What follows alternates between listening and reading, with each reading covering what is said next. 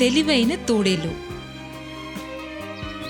ఒక తోడేలు, ఒక మొసలి ఉండేది. ఆ రెండింటి మధ్య వైరం ఉండేది.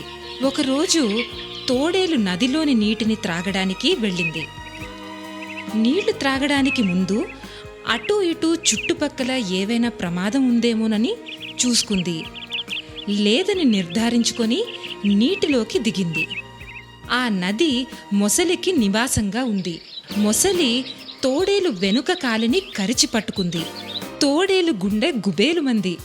వెంటనే తన తెలివిని ఉపయోగించి గట్టిగా ఒక తన్ను తన్ని, భళా మామ, కాలు అనుకుని కర్ర పట్టుకున్నావా? నా కాలు ఇది అంటూ తన రెండవ కాలుని చూపించింది. తన పొరపాటు చేశాననుకొని తోడేలు కాలుని మొసలి వదిలివేసింది. తోడేలు వాయువేగంతో నది ఒడ్డుకి చేరుకుంది. నవ్వుతూ పారిపోయింది.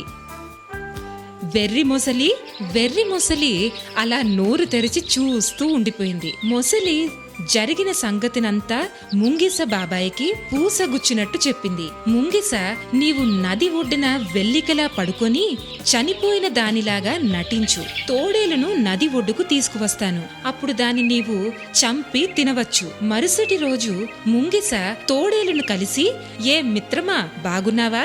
అలా నది ఒడ్డుకి సరదాగా వెళ్దాం అని అనింది. తోడేలు వెంటనే, నది ఒడ్డుకి మాత్రం రాను, అక్కడ మొసలి ఉంటుంది అనగానే ముంగిస నవ్వుతూ ఇలా అంది, ఇంకెక్కడ మొసలి, నది ఒడ్డున చచ్చిపడి ఉంది. నీవు నన్ను నమ్మకపోతే నాతోరా అంటూ నది ఒడ్డుకి వెళ్తాయి. తోడేలు ఒడ్డున బిగుసుకొని పడి ఉన్న మొసలిని చూసి మనసులో ఈ విధంగా అనుకుంటుంది, ఏమిటి, మొసలి చనిపోయిందా? ముంగిస నిజమే చెప్తోందా? ఎలా నేను నమ్మేది అనుకుంటూ మొసలికి కొద్ది దూరంలో నిలిచి, మొసలి చచ్చినట్టు లేదే అంది. లేదు, మొసలి చచ్చి 2 రోజులవుతోంది అనగానే తోడేలు, కాని చనిపోయిన మొసలి నోటి నుండి ఊ ఊ అని మూలుగు శబ్దం వినపడాలి కదా, ఈ మొసలి నిశ్శబ్దంగా ఎందుకుంది? అది విని మొసలి తోడేలు నిజం పసిగట్టి పారిపోతుందని తలచి ఊ ఊ అని మూలగడం ప్రారంభించింది. నక్క ఉపాయం ఫలించి విషయం బోధపడి నవ్వుతూ, నేను ఇంత తెలివి తక్కువ మొసలిని ఎక్కడా చూడలేదు, చచ్చిన ఏ జంతువైనా మూలుగుతుందా అంటూ అక్కడి నుంచి పారిపోయింది. మొసలికి మరోసారి ఆశాభంగం అయింది.